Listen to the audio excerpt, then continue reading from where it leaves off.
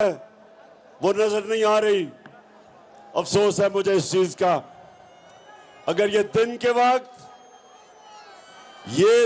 वक्त जलसा होता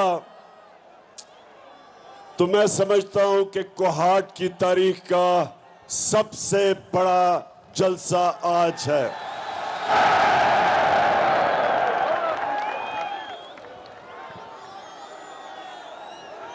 मेरे कोहाट के बाशऊर नौजवानों जो सब मुझे सामने नजर आ रहे हैं,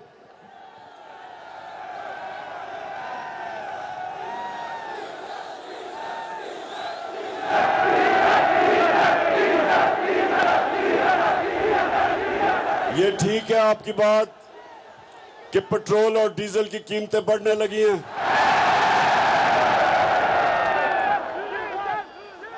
ये इंपोर्टेड हुकूमत खौफजदा है क्योंकि इनको हुक्म मिला है,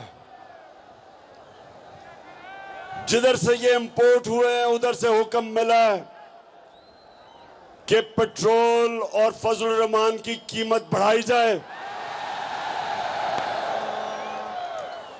लेकिन डरे हुए हैं। ये इंपोर्टेड हुकूमत इसको इस वक्त इसके ऊपर खौफ तारी किया गया है और वो खौफ क्या है कि पीछे इनके टाइगर है और आगे समुंदर है, फंस गए। बड़ा शौक था चेरी ब्लॉसम शहबाज शरीफ को वजीर आजम बनने का। इसको बड़ा शौक था वजीर आजम बनने का क्योंकि इससे पहले बड़ा भाई वजीर आजम था 3 दफा। बड़ी देर की इसने अचकन सलवाई हुई थी और इसने बड़ी मेहनत की। कोहाट के नौजवानों, इसने बड़ी मेहनत की है वजीर आजम बनने के लिए। इसमें खास इसके पास जो फन है वो जूते पॉलिश करने का है। 2 किस्म के जूते ये बड़ी अच्छी तरह पॉलिश करता है। एक इसके सामने बूट आ जाए और वो भी फौजी बूट बड़ी अच्छी तरह पॉलिश करता है,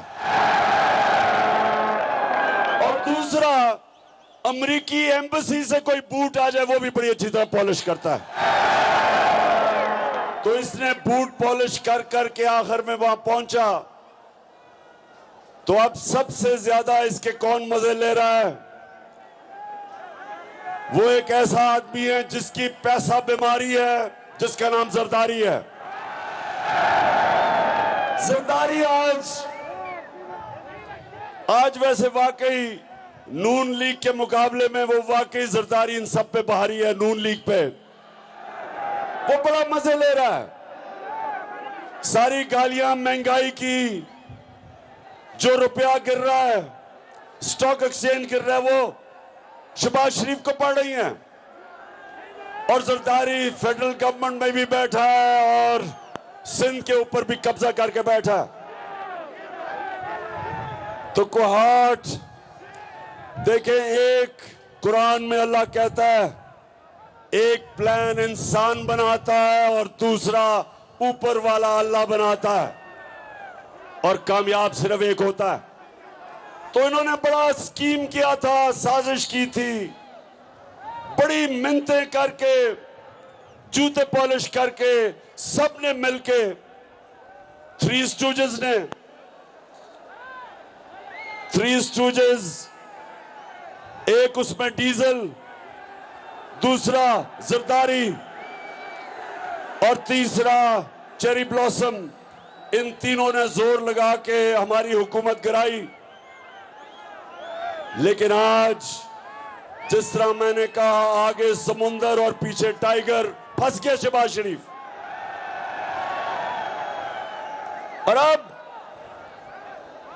अब इनके पास एक ही रास्ता है, ये आप अमेरिकनों को कहेंगे। कल इनकी आईएमएफ की मीटिंग है दोहा में। अमेरिकनों को कहेंगे कि खुदा के वास्ते हमारी मदद करो, हमें थोड़े डॉलर दो। अगर हमें तुमने डॉलर ना दिए तो इमरान खान फिर आ जाएगा।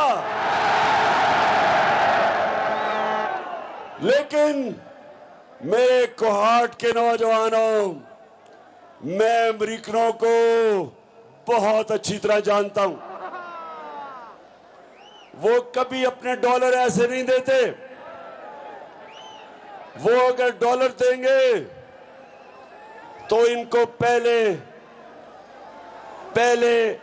मजीद और गुलामी करवाएंगे। इनको हुक्म देंगे कि जब भी जो भी हम आपको कहेंगे, फॉरेन पॉलिसी आपकी हमारे हुक्म पे चलेगी। हम अगर आपको हुक्म देंगे, और हुक्म दे चुके हैं, कि रूस से आप तेल पाकिस्तान में नहीं मंगवा सकते, जबकि हमने 30% कम रूस से तेल का मुआहदा कर लिया था। आप सोचें, आपको पेट्रोल भी और फजल रहमान भी 30% कम मिलना था। हमने गंदम का भी फैसला कर लिया था कि रूस से 30% कम गंदम मंगवाएंगे पाकिस्तान में, ताकि अपने लोगों को महंगाई से बचाएं। लेकिन कोहाट के नौजवानों, आते साथ ही इन्होंने वो मुआहदे खत्म किए, क्योंकि हुक्म मिला था इनको। जब गुलामी क्या होती है, एक तो गुलामी थी जो अंग्रेज की गुलामी थी, जिस गुलामी के दौर में ये सारा कबायली इलाका इन्होंने आखिर तक अंग्रेज के खिलाफ जंग लड़ी, आजादी की। दूसरी गुलामी हुई होती है कि फतह किए बगैर अपने सारे फैसले करवाने पड़ते हैं हुक्म लेके। सो वो हुक्म जब करेंगे, सुन लो, आगे जैसे जैसे ये उनसे जो अब पैसे मांगेंगे इमरान खान को, डरा के उनको कि इमरान खान आ जाएगा, तो वो गुलामी की जंजीरें इनके गले में डालेंगे और इनसे हर अपना काम करवाएंगे।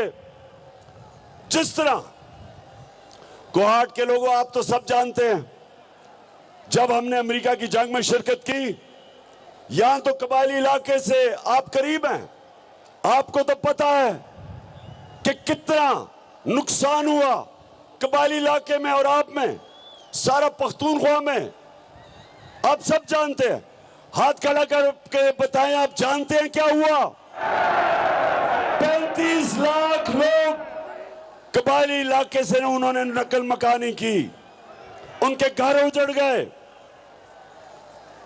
जो ज़कात देते थे वो एक ही रात के अंदर ज़कात लेने वाले बन गए।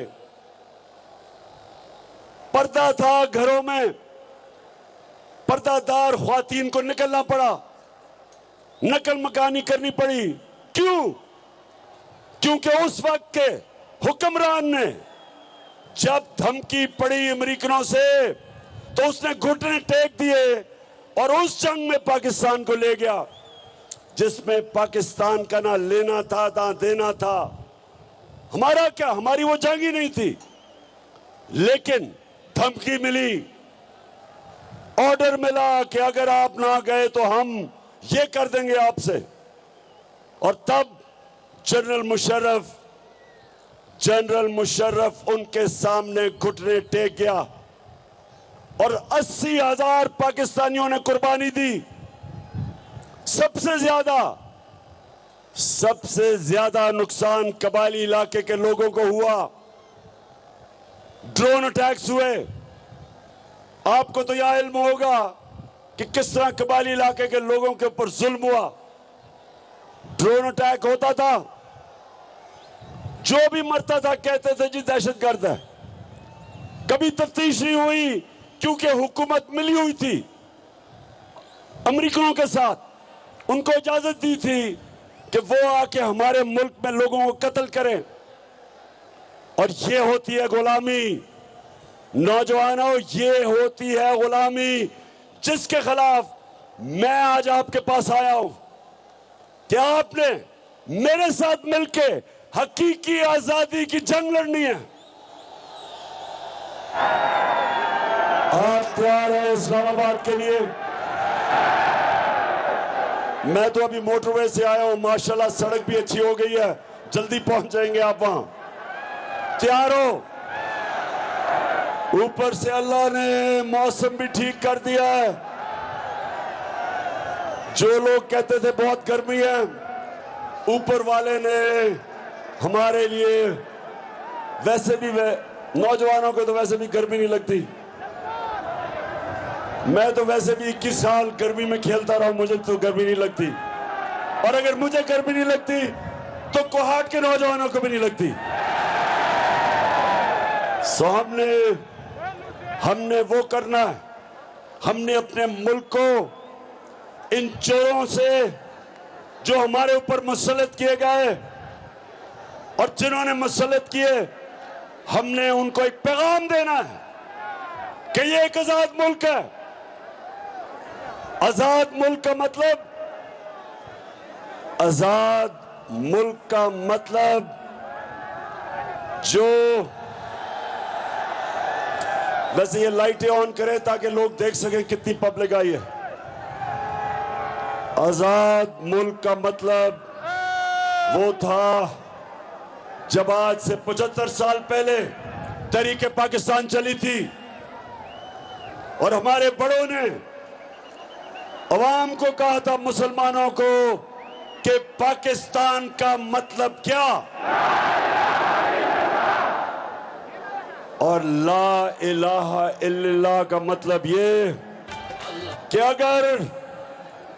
अगर एक मुसलमान किसी के सामने सिवाय अल्लाह के किसी के सामने झुकता है, वो शिर्क करता है। असल में तो वो मुसलमान ही नहीं, क्योंकि वो अल्लाह से अपना वादा तोड़ता है कि अल्लाह तेरे सिवा में किसी के सामने नहीं झुकता। और ये याद रखे कोहाट के नौजवानों, कभी कोई कौम अजीम कौम बन ही नहीं सकी जो आजाद ना हो।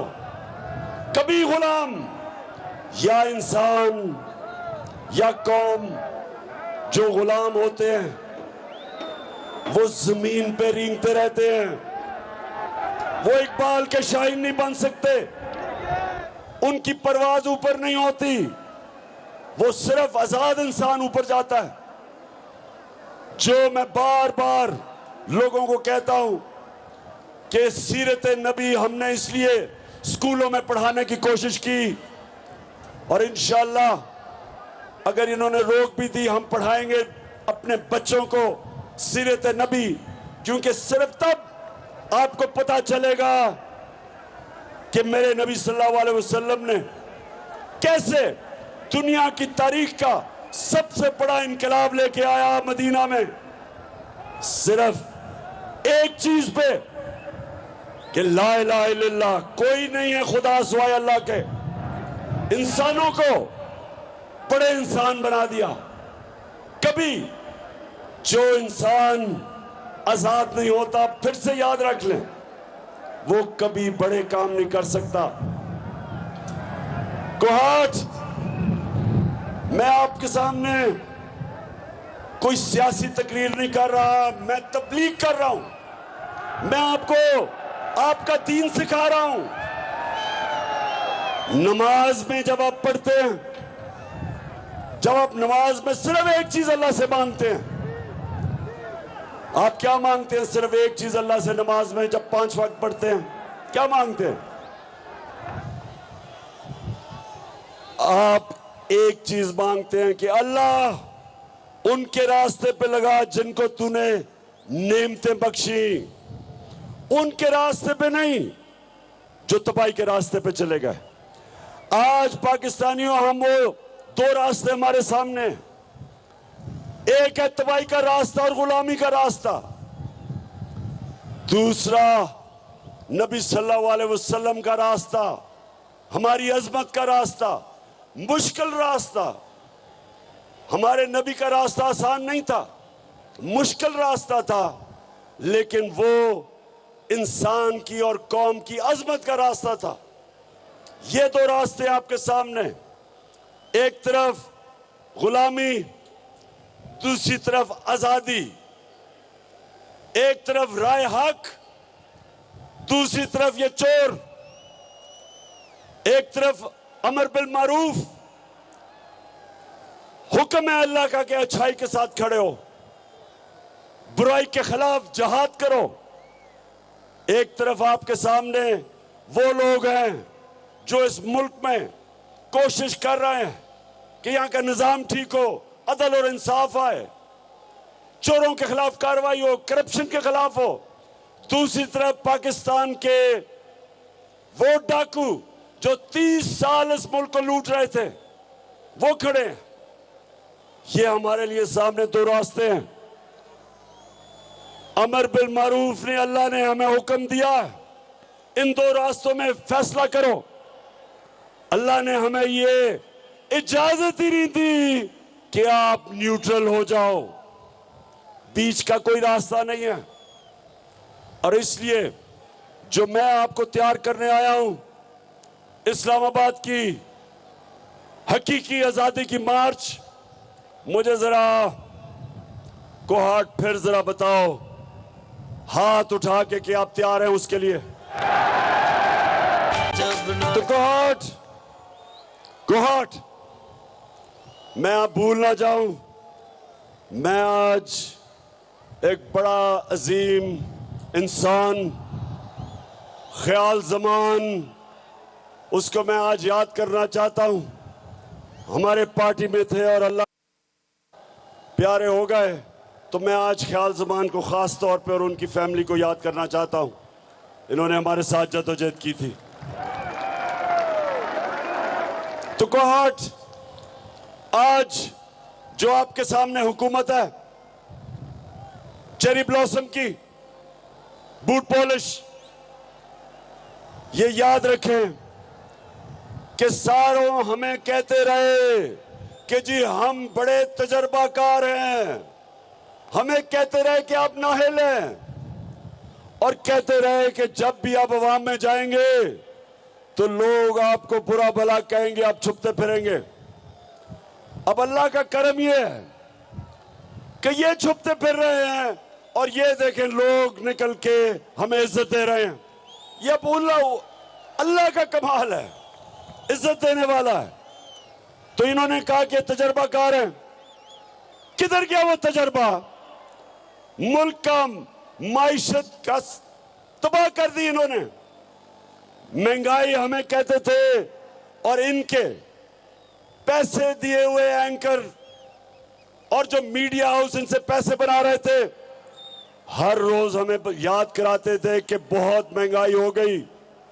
जरा जाएं आज लोगों में, उन सबको मैं कहता हूं, मीडिया हाउसेस को, एंकर्स को, पूछें लोगों से, महंगाई का पूछें, और पूछें लोगों से कि क्या ये इस इंपोर्टेड हुकूमत के साथ हैं।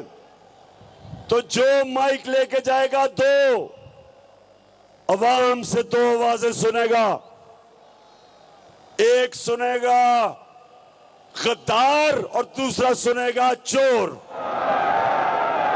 मदीना में इनको आवाजें लगी,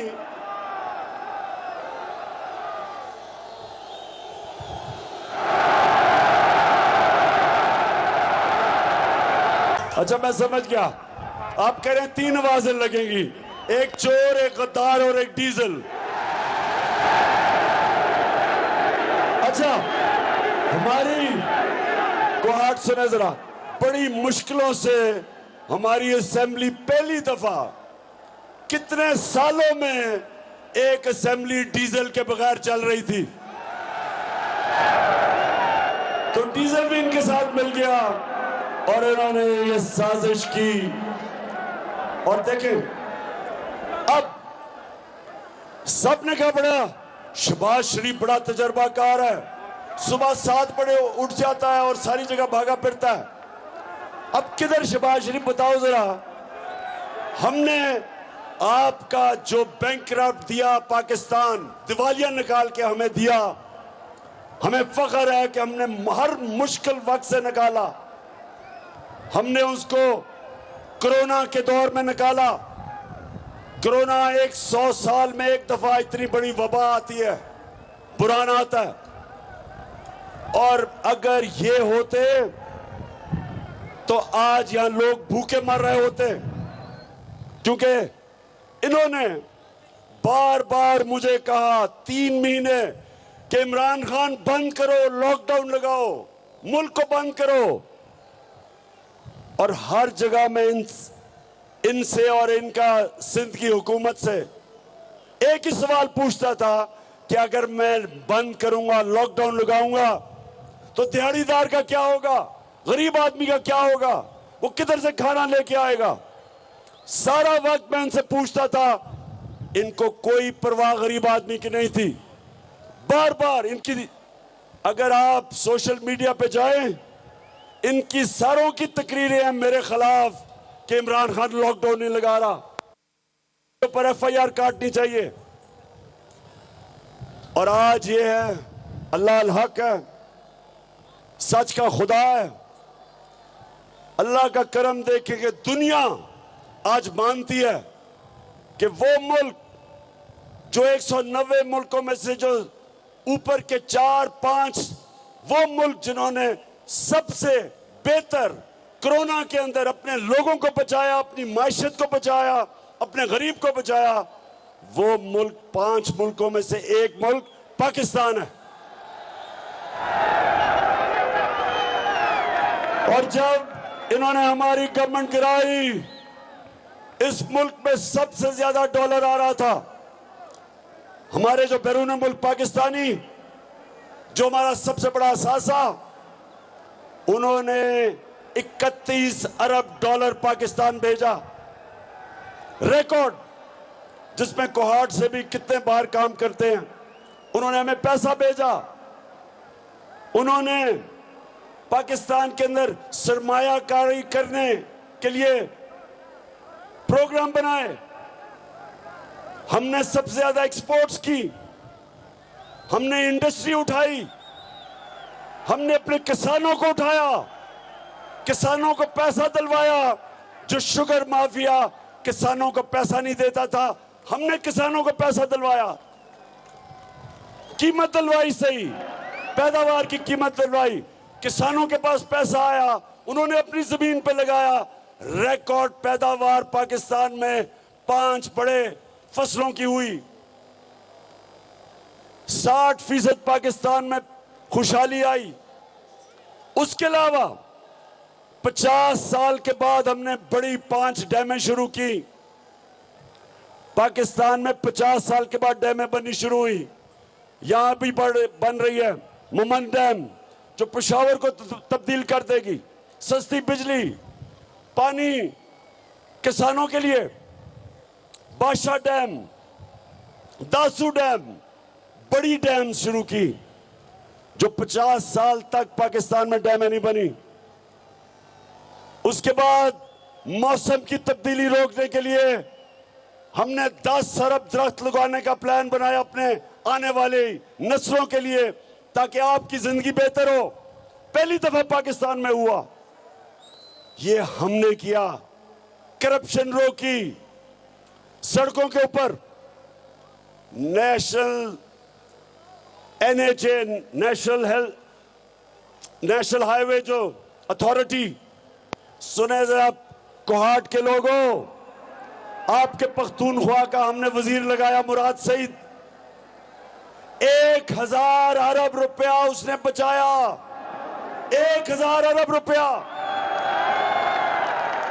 नून लीग के मुकाबले में जो हमारे दौर में सड़कें बनी, वो 2013 में जो उन्होंने कॉन्ट्रैक्ट दिए थे, हमने 2018 और 21 में सस्ती सड़कें बनाई, 1000 अरब रुपया बचाया, रेकोटेक का फैसला करवाया, जिधर पाकिस्तान के ऊपर 20 अरब डॉलर का नुकसान न होना था। हमने अपने मुल्क को अजाब से बचाया, निगोशिएट किया, जिसकी वजह से एक तो हमने इतना बड़ा फाइन बचाया रेकोटेक का, उसके अलावा कोहाट के नौजवानों हमने सबसे बड़ी इन्वेस्टमेंट लेके आए जो इंशाल्लाह पाकिस्तान को खुशहाल करेगी आगे आके। कार के क्या एक रेंटल पावर में करप्शन हुई, 200 अरब रुपए का पाकिस्तान को फाइन हुआ, मैंने प्रेसिडेंट अर्दोगान से मिलकर वो फाइन खत्म करवाया, 200 अरब रुपया बचाया पाकिस्तान का। आईपीपीज हमें जो इन्होंने कॉन्ट्रैक्ट साइन किए हुए थे, बिजली जो महंगी बिजली थी वो निगोशिएट किया, 700 अरब रुपया बचाया अपने मुल्क के लिए अगले 10 सालों में। और फिर कतर से गैस का कॉन्ट्रैक्ट साइन किया जो इनके मुकाबले में 300 मिलियन डॉलर साल का हमने बचाया। हमने इसलिए कि हम पैसे नहीं बना रहे थे, हम करप्शन नहीं कर रहे थे, उस हुकूमत को इन्होंने गिराया और आज भागे फिर रहे हैं दुनिया में। अब जब उनके घुटने दबाएंगे, पैर दबाएंगे, जूत पॉलिश करेंगे जूते कि जी हमें किसी तरह पैसा दे दो। तो इसलिए मैं आज अपने पाकिस्तानियों को कह रहा हूं, आपने सबने तैयारी करनी है। मैं आज सुप्रीम कोर्ट का जो फैसला हुआ है लोटों के खिलाफ,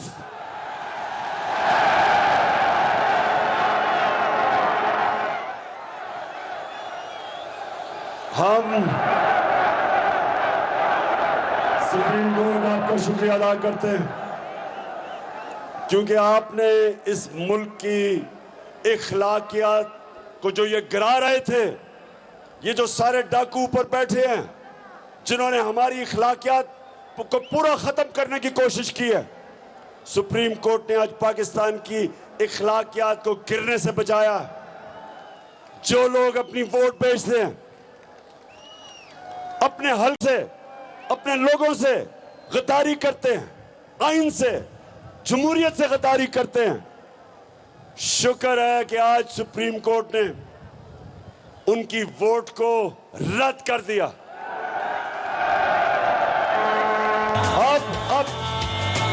अब हमजा शरीफ, तुमने भी बड़ी देर की अचकन सलवाई हुई थी, अब जरा उस अचकन को आराम से जो आपने पहनी है उस अचकन को भी रखो। और अब मुझे पूरा पता है कि इंशाल्लाह पंजाब में मुर्गी की कीमतें भी नीचे आ जाएंगी। मैं सुप्रीम कोर्ट से एक और बड़ी आजिज़ी से रिक्वेस्ट करूंगा कि शरीफ खानदान के केसेस करप्शन के आप सुने, क्योंकि एफआईए को उन्होंने तबाह कर दिया। एक officer doctor Rizwan heart attack से मरा, इसमें भी तफ्तीश होनी चाहिए। और दूसरा जो इन्वेस्टिगेटिंग एफआईए का ऑफिसर है उसको भी हार्ट अटैक हो गया, जो शरीफ खानदान के केस सुन रहा था, शहबाज शरीफ के, उसको भी इन्वेस्टिगेट करें। केसेस अपने पास, सुप्रीम कोर्ट आप अपने पास केसेस बनवाएं, क्योंकि ये डे लाइट रॉबरी है, ये दिन दिहाड़ा डाका पड़ रहा है, 40 अरब रुपए के इनके ऊपर केसेस हैं। कैसे हो सकता है कि वो लोग मुल्क की क़यादत संभाल के और केसेस खत्म करें? पहली दफा ये जब पावर में आया 88 से लेकर दोनों पार्टीज 99 तक, इन्होंने करप्शन की, जनरल मुशर्रफ ने इनको एनआरओ दिया, सारे इनके करप्शन के केसेस माफ हो गए। 2008 से 18 तक फिर आए, फिर करप्शन शुरू की। अब वो केसेस इनके ऊपर जो 2008 से 18 तक चोरी की थी वो केसेस हैं। अगर अब भी इनको एनआरओ मिल जाएगा, ये मुल्क के अंदर डाकू राज होगा। कोई नहीं डरेगा डाके मारते हुए, करप्शन करते हुए। आपकी जिम्मेदारी है सुप्रीम कोर्ट के जजेस के इनके केसेस अब अपने पास लें और सुप्रीम कोर्ट इनके केसेस सुने, डे टू डे हेयरिंग करे। ये दुनिया में कभी ऐसा मजाक सुना है कि बाप बेटे दोनों ने, उनको सजा होनी थी, एफआईए ने इनको सजा देनी थी। पहले तो केसेस खींचते गए, ये कोई 1 साल पहले इनको सजा हो जानी चाहिए थी, लेकिन हमारा इंसाफ का निजाम नहीं दे सका। जब सजा होने लगी तो बाप प्राइम मिनिस्टर बन गया, केस खत्म, एफआईए के सारे लोगों को फारग जो इनके केस कर रहे थे, और उधर बेटा तैयार हो गया। इसलिए सुप्रीम कोर्ट को मैं आज रिक्वेस्ट करूंगा कि आप खुद शरीफ खानदान के केसेस सुने, और हमें किसी के ऊपर अब एतमाद नहीं रहा। और दूसरी चीज, मेरे पाकिस्तानियों, कोहाट के नौजवानों, मुझे यह बताएं कि आप चोरों को अपने ऊपर मुसल्लत होने देंगे? हम बिल्कुल इन चोरों को इस मुल्क के ऊपर मुसल्लत नहीं होने देंगे। हम सिर्फ एक चीज चाहते हैं, इलेक्शन करवाओ, पाकिस्तान के लोगों को फैसला करने दो कि कौन क़यादत करेगा। हम कोई अमेरिका से इंपोर्टेड हुकूमत को नहीं मानते। इसलिए मैं आज आपके पास आया, इसलिए आया हूं आप सबको तैयार करने के लिए कि इस्लामाबाद आप सबने पहुंचना है। 20 तारीख के बाद मैं आपको डेट दूंगा, इसी महीने की, दिन इसी महीने होगा। कौन सा दिन होगा वो आपका कप्तान बड़ा सोच समझ के प्लान कर रहा है।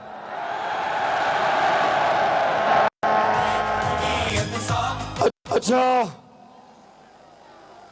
कोहाट के नौजवानों और जो भी ये पाकिस्तान में ये देख रहे हैं, मैं चाहता हूं सारे पाकिस्तान के नौजवान आज मेरे से एक चीज वादा करें कि आप कभी वोट नहीं देंगे किसी उस पार्टी को जिन पार्टीज के लीडरों का पैसा और जायदाद मुल्क से बाहर पड़ी हो।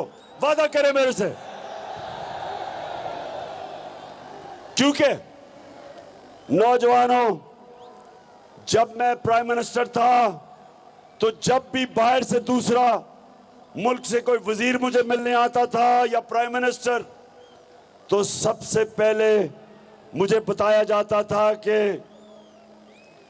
ये किधर पढ़ा है, कितनी पढ़ाई की, इसका तजर्बा क्या है, ये ईमानदार है या नहीं है, इसकी रेपुटेशन क्या है।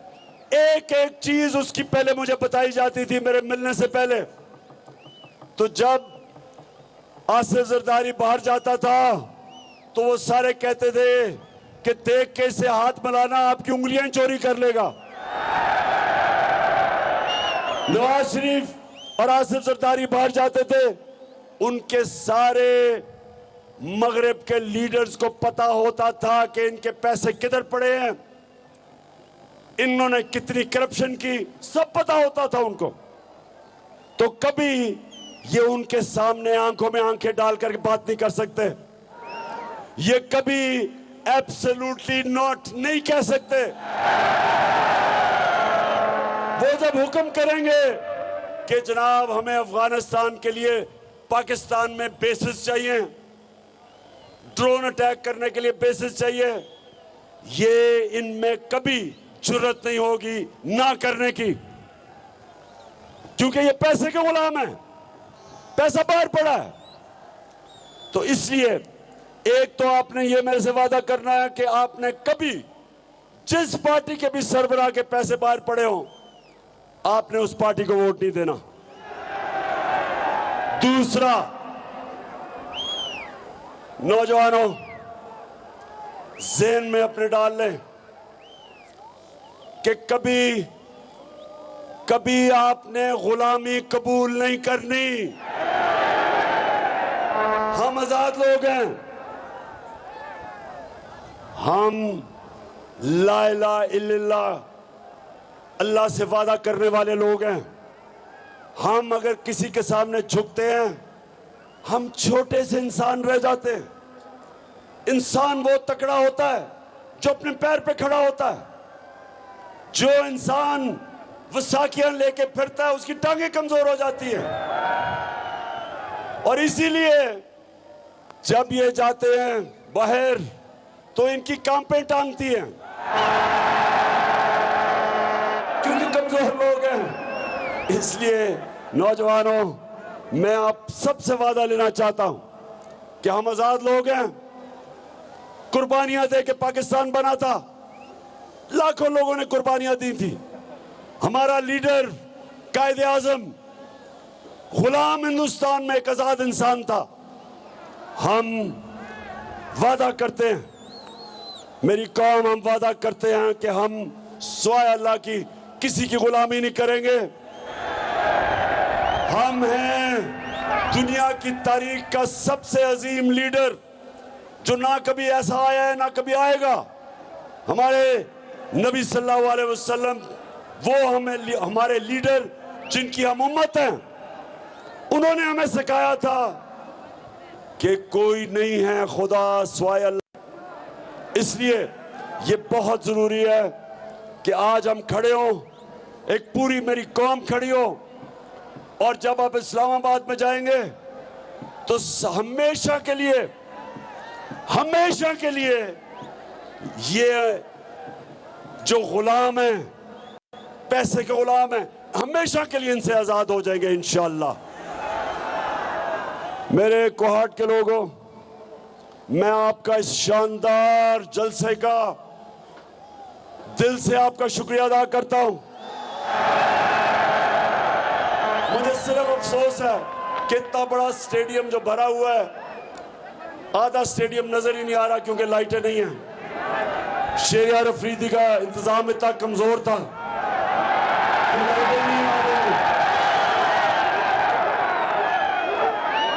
आगे से शेरियार अफरीदी किसी और को इसका इंतजाम देना। और ज़ियाउल्लाह बंगश आपको भी मुबारक देता हूँ, शेरियार आपको भी, कि आपने आज इतना जबरदस्त जलसा किया लेकिन आधा अंधेरे में है। और मैं फिर से पख्तूनख्वा को एक मुबारक देना चाहता हूं कि लोटे तो सारी जगह से हुए, लेकिन पख्तूनख्वा में सिर्फ एक लोटा निकला। आपको अच्छा, वो लोटा कौन है? मैंने इनको कहा था लोटों को, जब ये लोटे हो रहे थे, जब ये अपने जमीर के सौदे कर रहे थे, तो मैंने पैगाम दिया, मैंने कहा ना, अपने आप को जलील ना करो।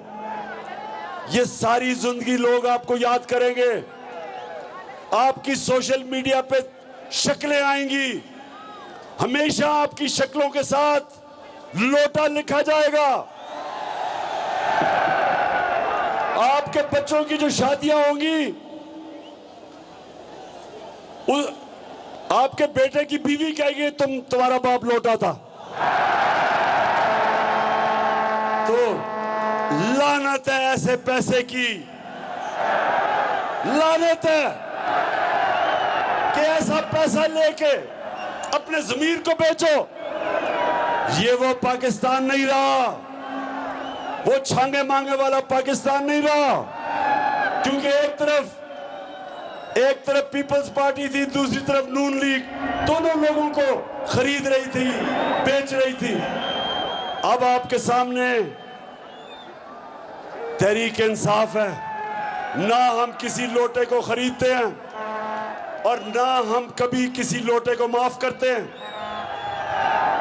और ये नया पाकिस्तान बन रहा है, इसमें हमने इस मुल्क की अखलाकियात को उठाना है, अमर बिल मारूफ पे चलना है, जो हुक्म है अल्लाह का अच्छाई के साथ खड़े होना है और बुराई और बदी के खिलाफ जिहाद करना है।